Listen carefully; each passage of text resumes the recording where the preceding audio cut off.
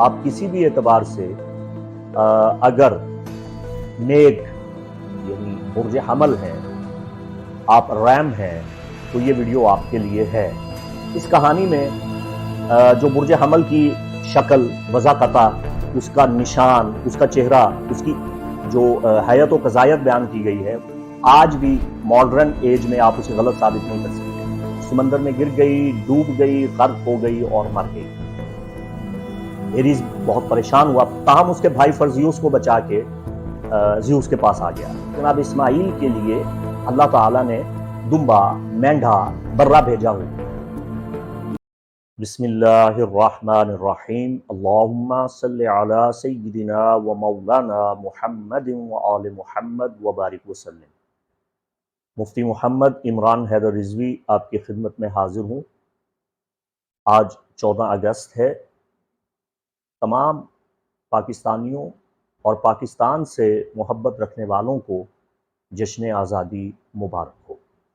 اللہ تعالی ہمارے ملک پاکستان کو سلامت تا قیامت رکھے اور اسے امن و امان کا گہوارہ بنائے، اور یہاں وہ حکمران آ جائے جو ہمارے لیے اللہ تعالی کی بادشاہت کا نمونہ ہو اور اہل اسلام کے لیے باعث فرحت و راحت ہو، جو پاکستان کے حق میں اچھا ہو۔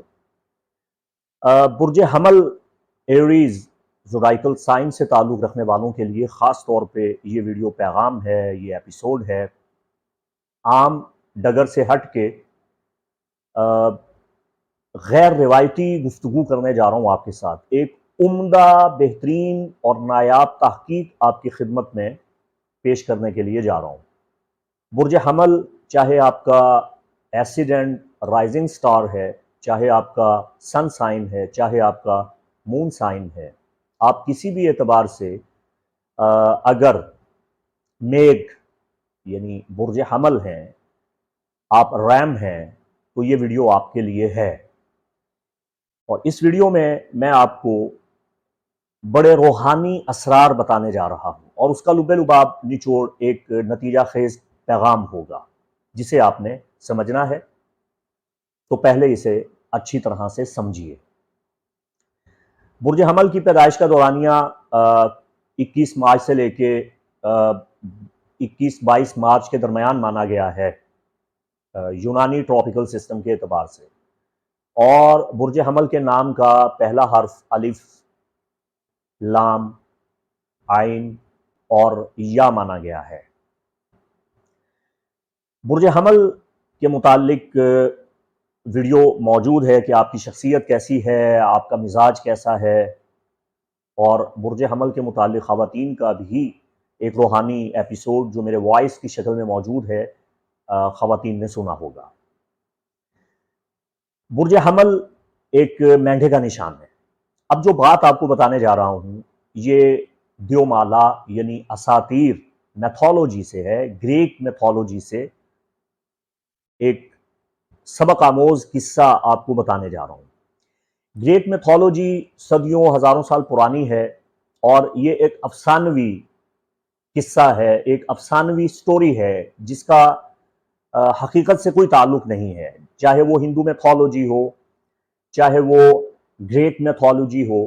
جتنے بھی اساطیر اور دیومالائی قصے ہیں ان کی کوئی حقیقت اور سر پیر نہیں ہوتا، لیکن یہ ذہین اور دانا لوگوں نے ہزاروں سال پہلے جو عقل مند انسان تھے، انہوں نے یہ داستانیں، یہ قصے، کہانیاں تیار کیے اس لیے کہ انسانوں کو کوئی سبق دیا جا سکے۔ ان میں ایک رمز ہوتی ہے، ان میں ایک راز ہوتا ہے، مسٹری ہوتی ہے، اور اس میں ایک نتیجہ خیز سبق آموز بات برآمد ہوتی ہے جو سب کے لیے نافع ہوتی ہے۔ تو یہ بات آپ سمجھ گئے۔ دیکھیے ضمناً ایک بات آ گئی ہے، آپ کی خدمت میں عرض کر دیتا ہوں کہ مصریوں، یونانیوں، رومیوں، کلدانیوں اور بابل کا جو ہزاروں سال پرانا ورثہ تھا، ورثہ علمی تھا، وہ برباد ہو جاتا، وہ ضائع ہو جاتا، وہ ختم ہو جاتا، وہ صفحہ عالم سے، منصہ شہود سے بالکل محو ہو جاتا، مٹ جاتا اگر مسلمان نہ ہوتے۔ تو مسلمان چونکہ پیغمبر اکرم احمد مجتبیٰ محمد مصطفیٰ صلی اللہ علیہ وآلہ وسلم کے حکم، ارشاد، فرمان کے تابع تھے کہ آپ لوگوں نے علم حاصل کرنا ہے، آپ نے دنیا جہان کی معلومات کو اکٹھا کرنا ہے، اور جو علم ہے، معلومات ہیں اور اچھی دانش و حکمت کی باتیں ہیں، وہ مومن کی تلاش میں رہتی ہیں۔ اس وقت تک علم کو چین نہیں آتا جب تک مومن کے سینہ میں نہ پہنچ جائے۔ تو مسلمانوں نے بغیر کسی تعصب کے، بغیر کسی نفرت کے اجتہادات کیے، اور بنو عباسیہ کے دور میں یہ بڑا علمی کام ہوا۔ یہ سنہری دور تھا عالم اسلام کا، گولڈن ایج تھا، جب تمام مسلم سکالرز نے، بڑے بڑے مشاہیر نے، یونانیوں، مصریوں، کلدانیوں، رومیوں اور بابل کی کتابوں کا عربی میں ترجمہ کیا، اور پھر قرآن کی روشنی میں اپنے علوم و فنون کو لے کے آگے بڑھے اور بام ثریا تک پہنچے۔ لیکن پھر ایک زوال آیا، انحطاط آیا، ڈاؤن فال آیا، سقوط بغداد، جس میں ہلاکو خان جب حملہ آور ہوا، مسلمانوں کو تہہ تیگ کیا اور بلاٹ شیپنگ کی، اور دریائے دجلہ میں تمام کتابیں لائبریریوں سے اٹھا کے پھینکی، تو دریائے دجلہ کا پانی جو تھا وہ سیاہ ہو گیا، سیاہی کی وجہ سے، اور بہت سے کتب خانوں کو نظر آتش کیا گیا۔ پھر مصر کا جب سقوط ہوتا ہے تو اسکندریہ میں جو مسلمانوں کا بہت بڑا کتب خانہ تھا، اثاثہ علم تھا، اسے جلا دیا گیا، نظر آتش کر دیا گیا۔ تو بڑے نقصانات ہوئے ہیں، لیکن یہ ہوا کہ اہل یورپ نے جو باقی ماندہ علم بچا تھا وہ لیٹن میں اور لیٹن سے دیگر زبانوں میں بالخصوص انگلش میں ترجمہ کیا، اور آج یورپ میں یہ تمام علوم موجود ہیں، وہ علم کا مرکز بن چکے ہیں، اور ہم مسلمان بیک فٹ پہ جا چکے ہیں۔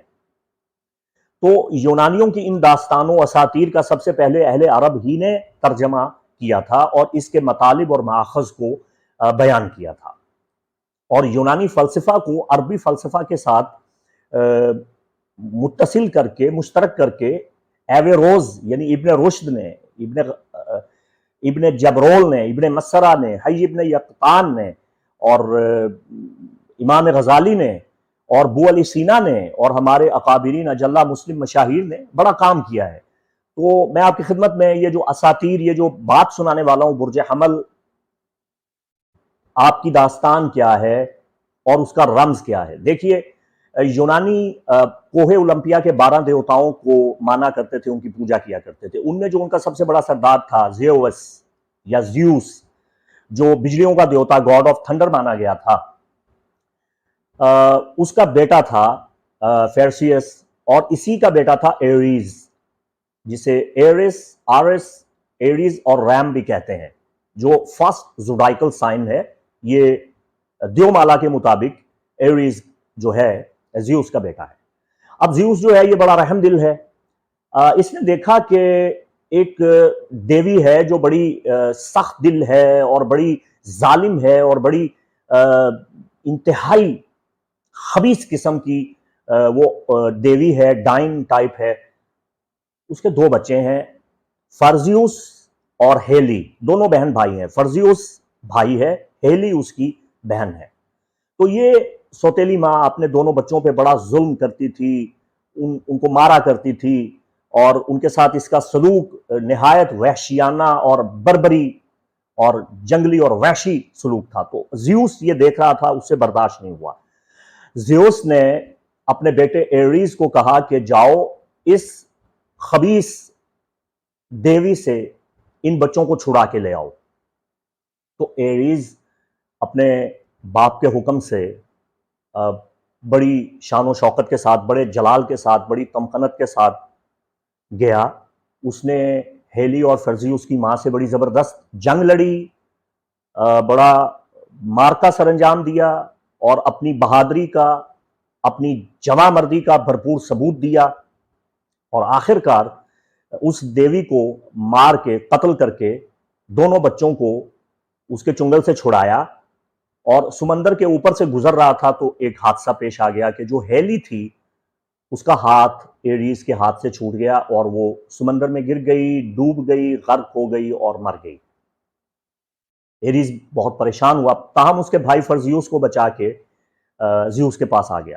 زیوس نے جب فرزیوس کو دیکھا تو پہلے تو بڑا خوش ہوا، لیکن جب زیوس کو یہ پتا چلا کہ ہیلی ڈوب گئی ہے تو زیوس اپنا آپا کھو بیٹھا، اپنے آپ سے باہر ہو گیا، اس کو بڑا جلال آیا، غصہ آیا۔ اس نے غصے سے اپنے ہی بیٹے ایریز کو سونے کا بنا دیا اور اسے آسمانوں پہ لے جا کے اشجار النجوم میں، جہاں ستاروں کے بڑے بڑے درختوں کے پتوں کی طرح بکھرے ہوئے جھرمٹ تھے، کہکشائیں تھیں، ٹری سٹارز تھے، وہاں جا کے جڑ دیا اور اس کے ارد گرد سانپ نما ستاروں کی اشکال بنا کے اس کے ارد گرد اس کو قید کر دیا اور کہا کہ تیرا انعام یہ ہے کہ تو سونے کی طرح چمکے گا اور تمام برجوں کا سردار رہے گا، اور تیری سزا یہ ہے کہ اب تو یہیں سے کہیں ٹس اور مس نہیں ہو سکتا، یہاں پہ اب جڑا رہے اور یہاں پہ کھڑا رہے۔ تو یہ ایک داستان ہے، میں اس پہ ایمان نہیں رکھتا، کوئی بھی مسلمان اس پہ عقیدہ اور ایمان نہیں رکھ سکتا، ٹھیک ہے؟ اس میں ایک رمز ہے، اس میں ایک سبق ہے۔ سبق یہ ہے کہ ایریز بیچارہ قربانی دینے کے لیے پیدا ہوا ہے۔ اچھا، ایک سوال کا جواب مجھے چاہیے کہ یہ کہانی صدیوں پرانی نہیں ہے، ہزاروں سال پرانی ہے۔ اس کہانی میں جو برج حمل کی شکل، وضاقتہ، اس کا نشان، اس کا چہرہ، اس کی جو حیت و قضایت بیان کی گئی ہے، آج بھی ماڈرن ایج میں آپ اسے غلط ثابت نہیں کر سکتے۔ نہ صرف یہ کہ برج حمل، بلکہ تمام 12 کے 12 بروج کی جو اشکال فلق اطلس پہ دائرہ زوڈائیکل سائنس کے سرکل میں جو 12 برج موجود ہیں، ان کی جو اشکال ہیں وہ آج بھی ویسی ہی ہیں جیسی یونانیوں نے بتائی تھی، مصریوں نے بتائی تھی۔ تو ان کے پاس یہ علم کہاں سے آیا؟ ان کے پاس تو کوئی ٹیلیسکوپ نہیں تھی، ان کے پاس تو ایسے کوئی جدید آلات نہیں تھے، اور آپ اپنی آنکھ سے برجوں کا معائنہ نہیں کر سکتے۔ تو یہ بات ہے، اور اہل عرب کا اتنا بڑا احسان ہے کہ آج سے صدیوں پہلے جب عربوں نے کانسٹیلیشنز، نجوم ثوابتہ کے نام رکھنا شروع کیے، تو آج بھی پوری دنیا کی ہر زبان میں، ہر تہذیب میں آپ ان ستاروں کے نام عربی زبان میں ہی پاتے ہیں، عربی زبان ہی میں آپ کو وہ نام ملتے ہیں، آپ ان کو چینج نہیں کر سکتے۔ تو یہ ایک بات تھی، اس پہ تھوڑا غور کرنے کی ضرورت ہے۔ تو ایریز قربانی کے لیے پیدا ہوا ہے۔ اچھا، اب جو جناب ابراہیم علیہ السلام نے اپنے بیٹے کو لٹایا، ان کی گردن پہ چھری چلائی، تو یہاں بھی مینڈے کا ذکر آتا ہے، مینڈا جو قربانی کی علامت ہے، جسے قرآن میں بیان کیا گیا، وَفَدَيْنَاهُ بِذِبْحٍ عَظِيمٍ۔ اب یہاں ایک بڑی پتہ کی بات ہے، آپ کی خدمت میں عرض کرنا چاہتا ہوں، ایک مسلمان ہونے کی حیثیت سے ایک روحانی راز ہے، آپ کی خدمت میں پیش کرنے جا رہا ہوں۔ دیکھیے، اہل کتاب یہود و نصارہ یہ کہتے ہیں کہ جناب ابراہیم نے اپنے بیٹے آئزک کو لٹایا تھا اور گردن پہ چھری چلائی تھی۔ مسلمان یہ کہتے ہیں، اور مسلمانوں کی ایک بہت بڑی اکثریت یہ کہتی ہے کہ جناب اسماعیل کو لٹایا اور گردن پہ چھری چلائی، ٹھیک ہے؟ قرآن میں جناب اسماعیل کا نام واضح طور پہ نہیں ہے کہ جناب اسماعیل کو لٹایا۔ مفسرین کی ایک بڑی جماعت نے جناب اسحاق کا ذکر بھی کیا ہے۔ ہمارے مسلمانوں میں بھی، ائمہ مفسرین میں بھی یہ اختلاف موجود رہا ہے۔ متقدمین اور بعض روایات اہل بیت میں متقدمین مفسرین نے بھی جناب اسحاق کا ذکر کیا ہے۔ اب یہ بات یہاں ذرا پلے باندھ لیں۔ اب ایک دوسری بات کرنا چاہتا ہوں تاکہ یہ عقدہ حل کر دوں، یہ مسئلہ حل کر دوں۔ دیکھیے، بخاری شریف میں اور مسلم شریف میں اور دیگر کتب احادیث میں ہمیں رسول اللہ صلی اللہ علیہ وآلہ وسلم کے معراج کا ایک ذکر ملتا ہے، جس میں ایک براق بھی ہے۔ تو رسالت میں آپ صلی اللہ علیہ وآلہ وسلم معراج پہ تشریف لے گئے۔ اب اس پہ دو روایات جو بڑی بین اور بڑی روایات ہیں، ایک ام المومنین عائشہ صدیقہ رضی اللہ تعالی عنہا سے مروی ہے، بخاری شریف میں موجود ہے، کہ رسول اللہ صلی اللہ علیہ وآلہ وسلم بحالت خواب روحانی طور پہ معراج پہ تشریف لے گئے۔ دوسری روایت دیگر کتب احادیث میں مسلم شریف میں موجود ہے، جسے حبر امت عالی جناب مفسر خطاب جناب عبداللہ ابن عباس رضی اللہ تعالی عنہ نے بیان کیا کہ رسول خدا جسم کے ساتھ معراج پہ تشریف لے گئے۔ اب ہمارے یہاں ہندوستان میں برس ہا برس سے، بلکہ یہ جھگڑا 2 صدیوں سے زیادہ عرصے پہ محیط ہے، یہ جھگڑا چل رہا ہے، اختلاف چل رہا ہے، ایک دوسرے کے خلاف علماء کتابیں لکھ رہے ہیں۔ ایک طبقہ کہتا ہے کہ رسول خدا کا معراج جسمانی ہے، ایک طبقہ کہتا ہے کہ روحانی ہے۔ اب یہ قضیہ ہے جسے حل ہی نہیں کر پا رہے۔ میں نے عرب علماء کو پڑھا، عرب دانشوروں کو پڑھا، اہل عرب نے اس مسئلہ کو بڑی آسانی سے حل کر دیا، سلجھا دیا، اس گتھی کو بڑے اچھے طریقے سے سلجھایا۔ اہل عرب نے کہا کہ دیکھیے بھئی، حدیث کی سینکڑوں کتب ہیں جن سے ہمیں ایسے متعدد واقعات ملتے ہیں کہ رسول خدا بحالت خواب، نیند میں روحانی طور پہ معراج پہ گئے، اور ایسے بہت سے واقعات ملتے ہیں جس میں سرکار کے جسمانی معراج کا بھی ذکر ہے۔ تو نتیجہ یہ اخذ ہوتا ہے کہ بھائی، ام المومنین عائشہ صدیقہ کی روایت بھی درست ہے کہ روحانی طور پہ معراج پہ گئے، اور عبداللہ ابن عباس کا فرمان عالی شان بھی درست اور بجا ہے کہ حالت جسمانی معراج پہ گئے۔ اس کا یہ مطلب ہے کہ حضور کئی مرتبہ معراج پہ گئے، کئی بار گئے، جسمانی طور پہ بھی کئی بار گئے، روحانی طور پہ بھی کئی بار گئے، اور یہی امام جعفر صادق علیہ السلام کی تعلیم ہے۔ تو جھگڑا کیا ہے؟ بات ختم ہوگی۔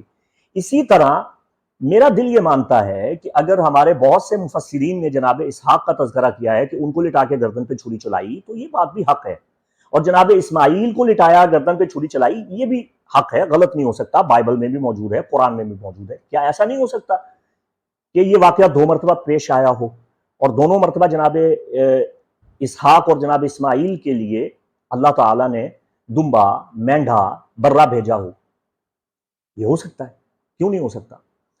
اور ایک بات کہ بائبل میں جو قربانی کا سیمبل ہے، آئیکن ہے، وہ برہ ہے، قربانی کا جانور، اور وہ مینڈا ہے، وہ بالکل شکل و صورت کے اعتبار سے حمل ہے۔ برج حمل آپ قربانی کے لیے پیدا ہوئے ہیں، سیکریفائز، آپ کا کام قربانی دینا ہے، یجن، ہندی میں سے کہتے ہیں یجن۔ اور میں نے کسی ہندو مذہب کی مذہبی کتاب میں پڑھا تھا، مجھے اب یاد نہیں آ رہا، کہ ایشور نے یجن کے لیے سنسار بنایا۔ یہ جو سنسار ہے، پرمانڈ ہے، یہ ایشور نے یجن ہی کے لیے بنایا ہے، قربانی کے لیے ہی یہ سب کچھ بنایا گیا ہے۔ قربانی بہت بڑی چیز ہے۔ آپ قربانی کا برج رکھتے ہیں، آپ اپنی زندگی میں دوسروں کے لیے جیتے ہیں، آپ کا پوری زندگی کا جو سفر ہے وہ قربانیوں سے شروع ہوتا ہے اور قربانیوں پہ ختم ہوتا ہے۔ گلہ مت کیجیے، جھگڑا مت کیجیے۔ ہاں، ایک گلہ آپ کو کرنا چاہیے، ہالی ووڈ کو اللہ جانے آپ سے خدا واسطے کا بیر ہے۔ دیکھیے، فرزیوس کو بچا لیا، ہیلی ڈوب گئی، یہ غلطی تھی، اور زیوس نے سونے کا بنا کے اس کو جڑ دیا اور ایک طرح سے مار ہی ڈالا۔